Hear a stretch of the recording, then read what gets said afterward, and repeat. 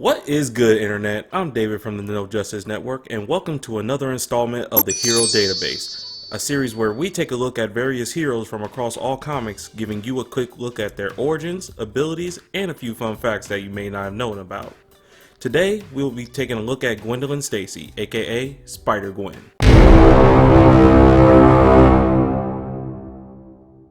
Gwen hails from Earth 6-5, and like many other Spider-themed heroes, calls New York her home.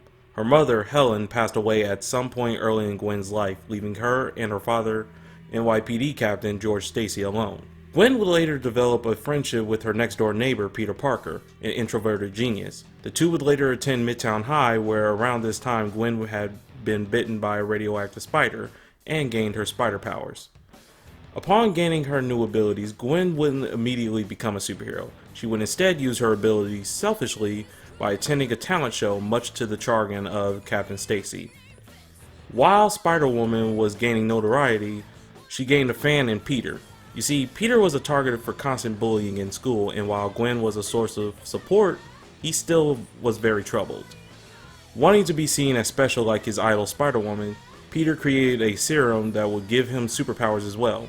Unfortunately, the serum morphed Peter into a mindless, angry beast known as the Lizard, who began rampaging across Midtown High, until Gwen stepped in to stop the monster. In the ensuing battle, Gwen manages to beat the Lizard, reverting it back to Peter Parker, whom Gwen didn't realize at the time was the Lizard. Witnesses would arrive just in time to the sight of Peter dying in Spider-Woman's arms, and then subsequently fleeing from the scene. From that point on, Spider-Woman would be branded a wanted criminal, with her own father vowing to bring her to justice.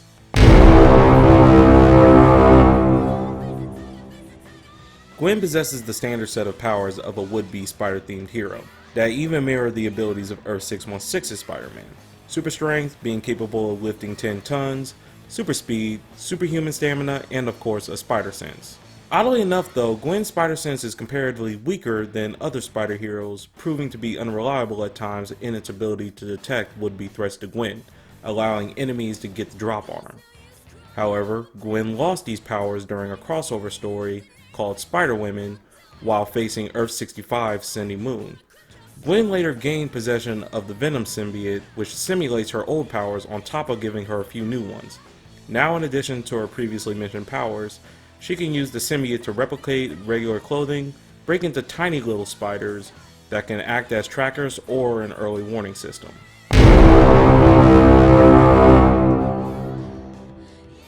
Gwen is the drummer in a band named the Mary Janes, an amateur rock band led by Earth 65's Mary Jane Watson. Gwen is a big Taylor Swift fan, possessing some of her albums on vinyl. She is not, however, an Eminem fan. Gwen's costume and web shooters were given to her by Janet Van Dyne, the Earth 65 Wasp, who retired from being a hero.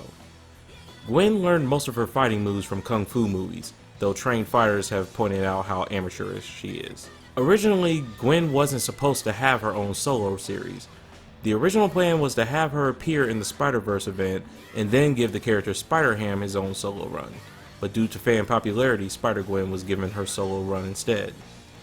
It's heavily implied that Gwen and Miles will be in a serious romantic relationship at some point in the future. You see, in a 6-part crossover story called Sitting in a Tree, Miles and Gwen wound up working together in order to look for Jefferson Davis, Miles' father. This adventure had them hopping between dimensions, with one such universe being Earth 8, a universe set 20 years in the future of Earth 65, which is supposedly the intended future of both Miles and Gwen, where the two heroes become a couple, get married, become celebrities, and even have 2 children. Currently, the two are still not a couple. The only reason for this is because Gwen felt overwhelmed with everything she saw in that universe and the current issues in her life.